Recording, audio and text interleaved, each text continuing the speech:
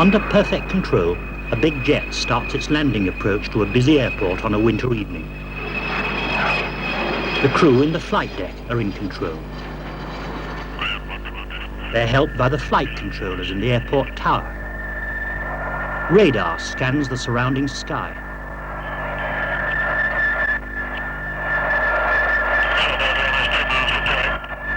The final approach.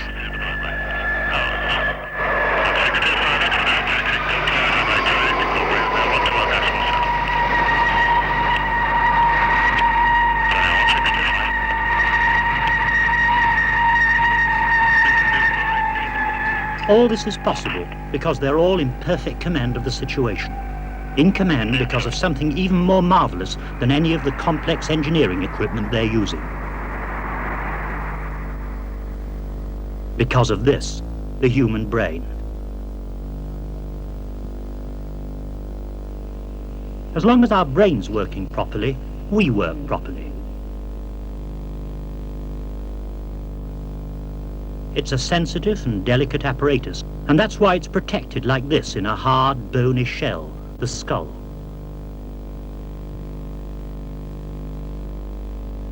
Even so, it can get damaged, and when the brain's damaged in any way, then we go out of control.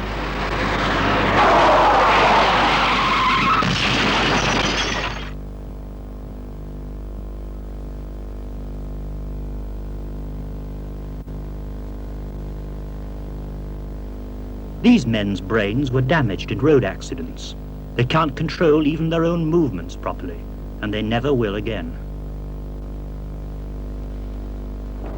And this is the best that can be achieved after 6 years, and it can be taken as an end result.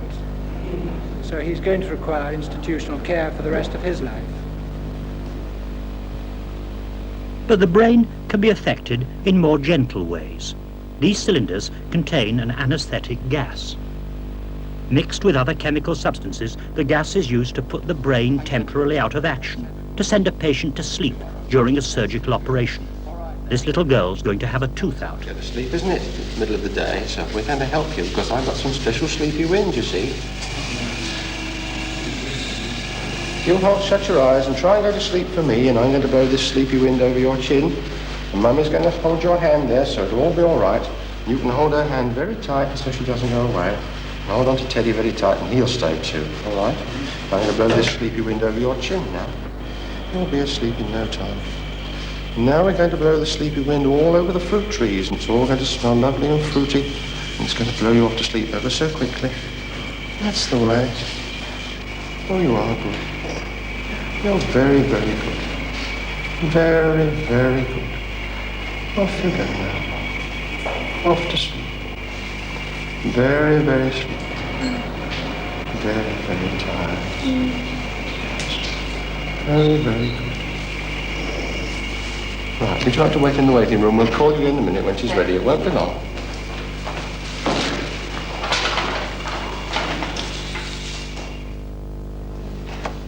Only a few minutes later, she's coming round. Salt. Hey? This is salt. You are subtle. Dizzy. Are you dizzy? Still sleeping. And now the effect's quite worn off. No. Her brain is working normally again. Teddy's sleeping. What are you doing? As well as anesthetics, doctors use many drugs which affect the brain.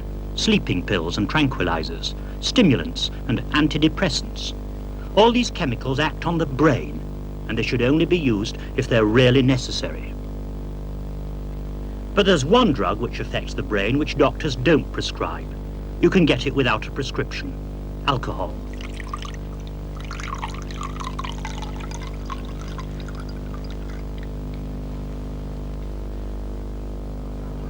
You can easily buy alcohol, and drinking can be a pleasant activity.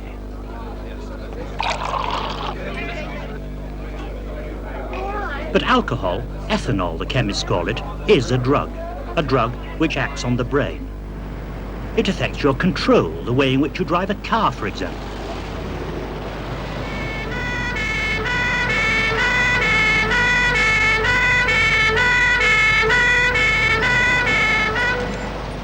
I want you to fully inflate the bag, please, in one good blow, one good breath, between 10 seconds and 20 seconds. If you fully inflate the bag, please.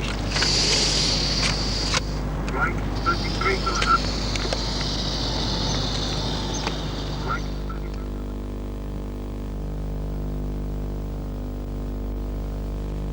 We set up an experiment using this driving simulator.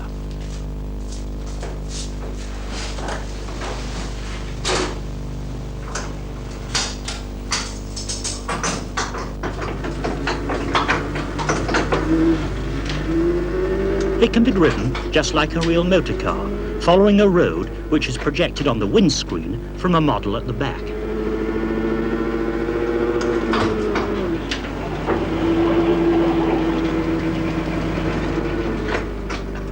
Philip has only recently learned to drive, but he's quite skilled and very careful.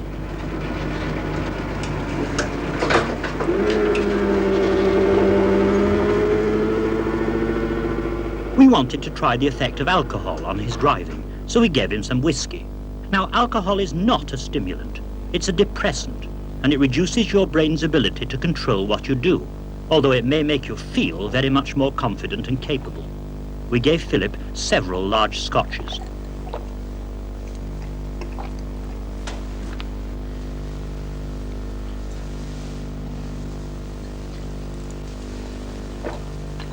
It takes time for the alcohol to be absorbed into the bloodstream and carried to the brain, so we waited 20 minutes and then let him start up again.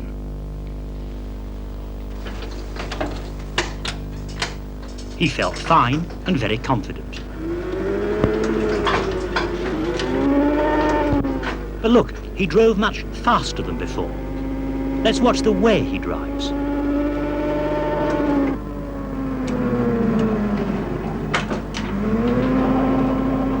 He ignores a halt sign. He takes a right-hand bend too wide and hits the curb.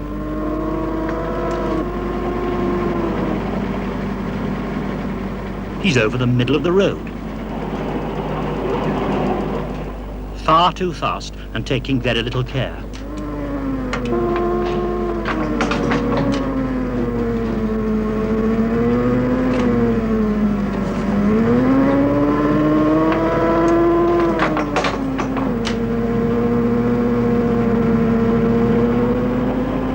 Look at that. Luckily, this isn't a real car on a real road. We set up another experiment using an actual motor car. This is a very experienced driver, and he's not had anything to drink, as the breathalyzer test will show. It's a negative test. There's a slight discoloration there, but it isn't green. It doesn't indicate there's any alcohol in your breath. And in any case, any discoloration would have to pass that yellow band for it to be a positive test. The police then set up this tricky driving maneuver for him to try.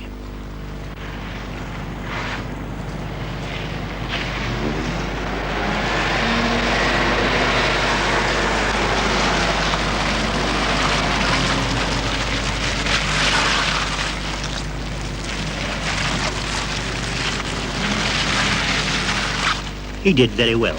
Those cones were very close together and he didn't touch one. We gave him several large whiskies.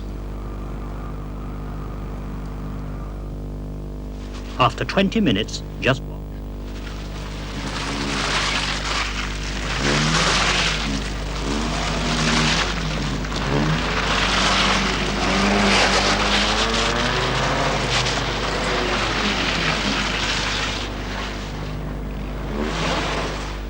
We didn't ask him to try driving back again.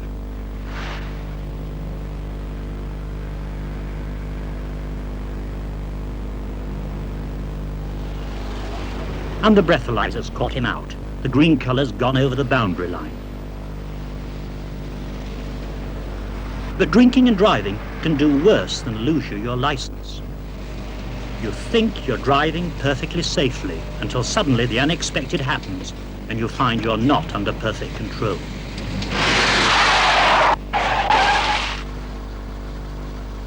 Innocent people get killed or maimed. Or, like this man, you kill yourself. Here's a senior surgeon at a hospital which takes in many road casualties. Oh, I think that there's quite a proportion of our casualties who've been drinking, both drivers of motorcycles or cars. It's frequently noted on admission that their breath smells strongly of alcohol. Drink is a factor in causing accidents in young people. They aren't as used to taking it, and of course we note it constantly when they come in that they've obviously been drinking, and this may have caused the injuries. There is another point, I think, that's worth mentioning, and that is that we also notice the same among a lot of the pedestrians who are brought in, especially after 10:30 at night. I think quite a lot of them go out of the public house and into the road and can cause an accident, and it hardly ever gets mentioned, this, that the drunken pedestrian is quite a hazard and often overlooked. Alcohol has long-term effects as well. The more you drink, the less effect it may have on you. So you have to go on drinking more and more to try to get the same kick out of your drinking. In the end, this happens. Your brain gets taken over by the drug, by the alcohol. You can't stop drinking, although you may no longer enjoy it. You're dependent on alcohol, an addict, an alcoholic. Yet the alcohol steadily poisons you. This is what a healthy human liver looks like. It's a large organ with a smooth surface, and it's an important part of your body's main chemical plant. If it stops working properly, you'll become very ill. Now here's the liver taken from a dead alcoholic. See how it's all lumpy and shriveled? This is one way in which alcohol can kill you. This is what can happen to you if you let drink take over. Your brain becomes conditioned so that it's very hard to break the habit. Yet all the time, it's killing you. So be careful about drink. Alcohol can so easily make you go out of control. Sooner or later, it may kill. There's another very common drug which affects the brain. In this laboratory, they're testing out its effects on a girl. It's tobacco, smoking.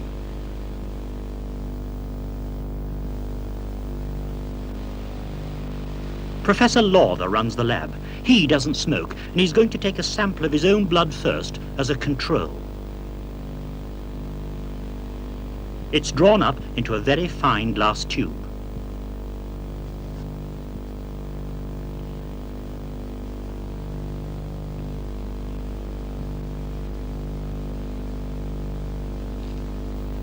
Later, made up into a special solution, the sample's tested in what's called a spectrophotometer.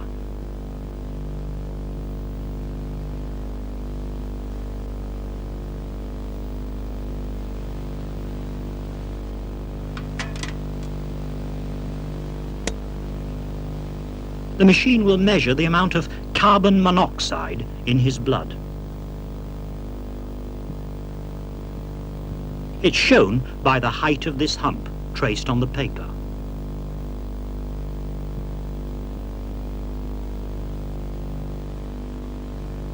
Now for the girl who smokes. When she's finished a cigarette, a sample of her blood's taken.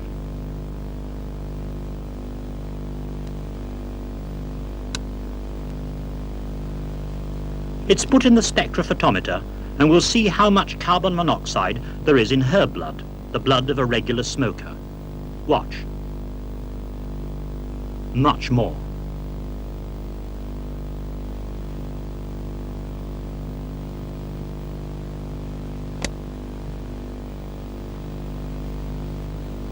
A non-smoker has much less carbon monoxide in the blood than a smoker. What is carbon monoxide? Well, it's the poison gas you get from motor exhausts. It stops your blood from carrying oxygen round the body.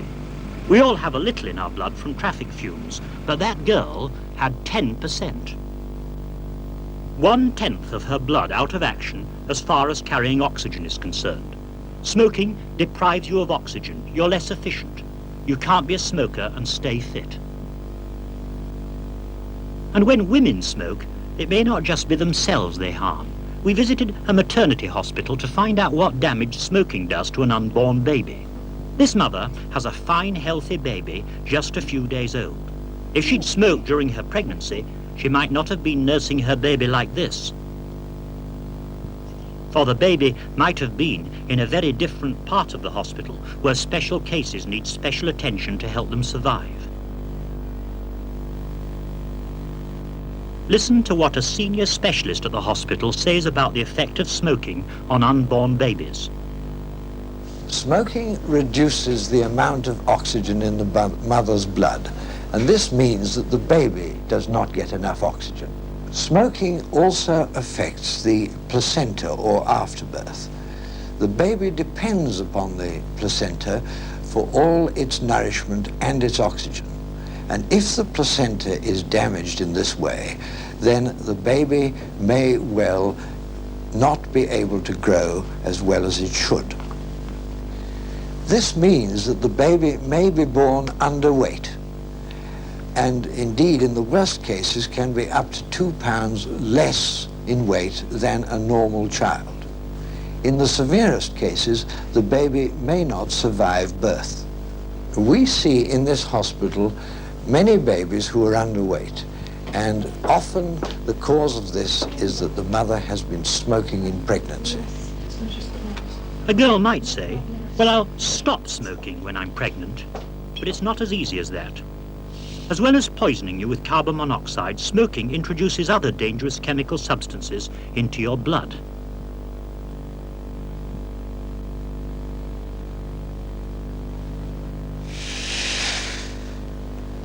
The stain is caused by the tobacco tar which contains these substances. From a packet of 20 ordinary cigarettes, you get quite a lot of tar. Here's how much.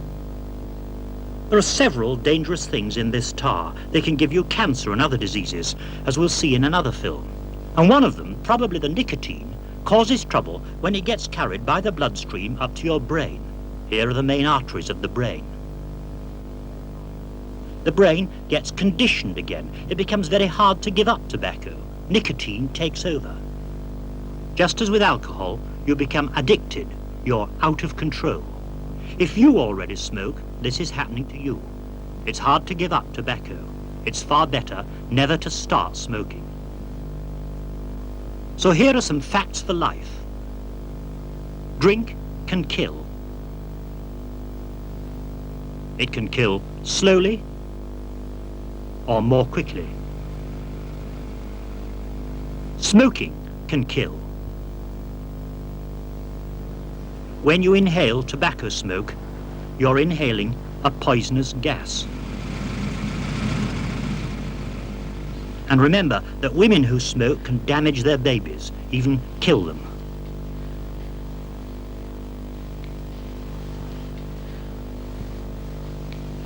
Alcohol can take over. So can nicotine. You lose control. You may not be able to stop drinking or smoking. Your death can be very nasty, and sooner than you think.